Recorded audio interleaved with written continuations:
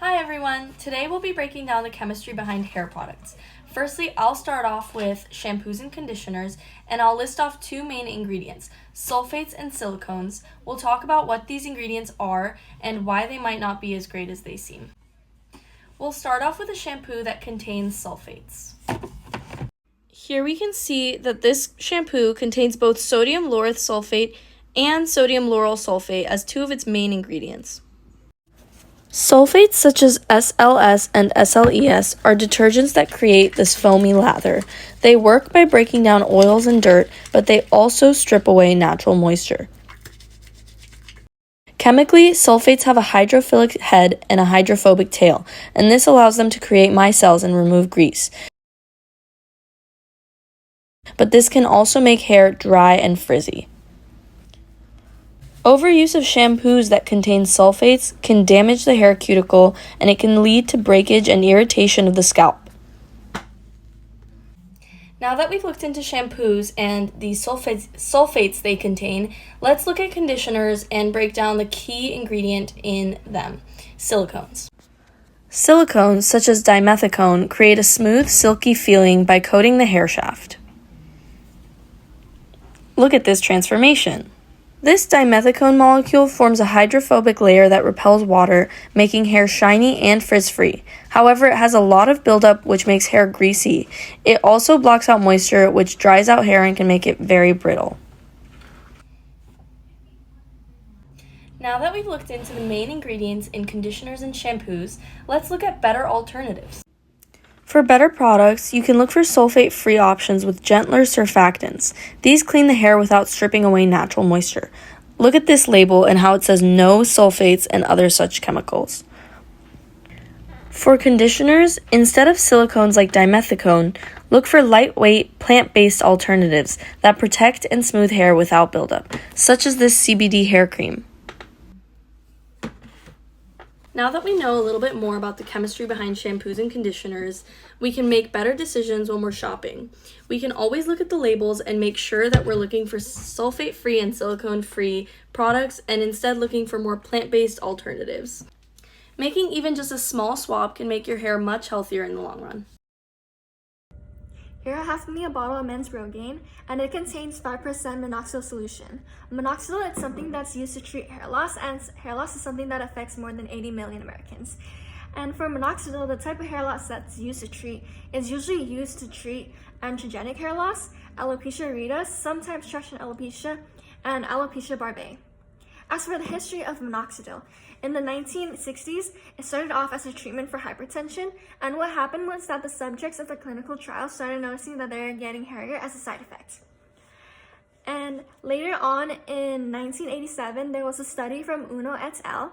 Emerged where the effects of topical minoxidil 5% and 2% solutions were used on 18 adolescent and adult macaques. So here they can see that it was used on the frontal bald scalp, and they saw that there was regrowth of the hair follicles. So how does minoxidil work? It needs to be used consistently or else hair loss will come back.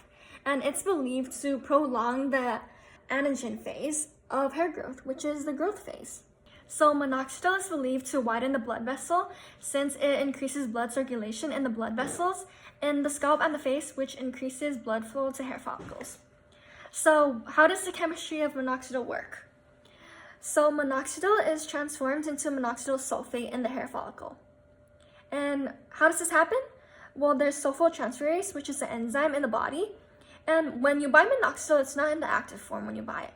But when minoxidil comes into contact with the body, the sulfotransferase will lead to a reaction where it's catalyzed by the sulfotransferase to transform the minoxidil into minoxidil sulfate.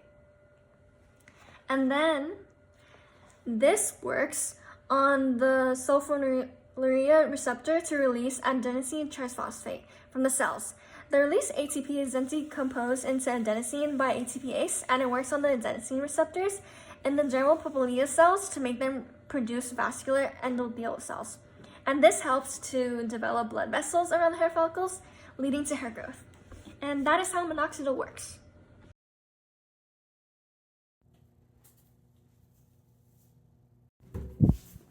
Hey you! Who, me? Yes, you. You're not using any hairspray, are you? Nah, none of that garbage. Hey, so what's so wrong with hairspray? CFCs, or chlorofluorocarbons, used to be used as a propellant in aerosols like hairsprays. We found out later on that they destroy the ozone layer, which is a critical component of the atmosphere. They last over 100 years in the atmosphere, and they only get degraded by UV radiation when they're all the way up in the stratosphere, where the C to Cl bonds can be cleaved. They were banned in the United States in 1976. Funny enough, smuggling still exists in other countries for chlorofluorocarbons to be used as refrigerants, but they're no longer allowed to be present in hair products. Here are some examples of CFCs. On the left we have dichloro-difluoromethane, and on the right tetrafluoroethane. You can notice that these are essentially just hydrocarbons with one or two carbon atoms substituted with fluorine and chlorine instead of hydrogens.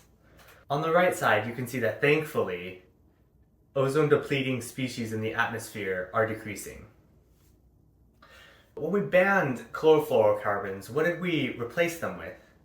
We replaced them with HFOs, which sound pretty similar. They're hydrofluoroolefins. Olefin is just a fancy name for an alkene, which is a carbon-carbon double bond. It's the most common CFC replacement in hair products, and it doesn't deplete the ozone layer at all. The problem with these is they still present health hazards such as dizziness, respiratory issues, skin irritation, and eye damage, especially at high concentrations. So when you're spraying these things, who knows how much you're breathing in. As a breakdown product of these HFOs, we get TFA, another three-letter acronym, which is trifluoroacetic acid, and it leads to ocean and groundwater acidification that can cause acid rain.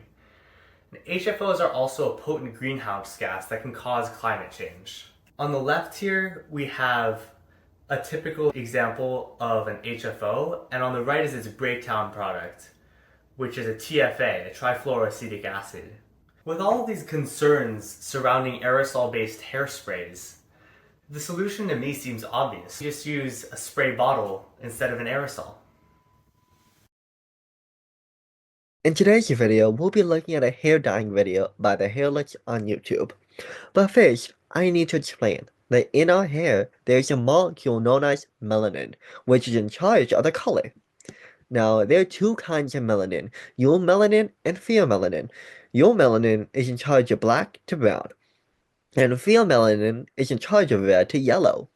Looking at the client, we can see that they have more pheomelanin than eumelanin, since their hair is reddish. But let's get into the video.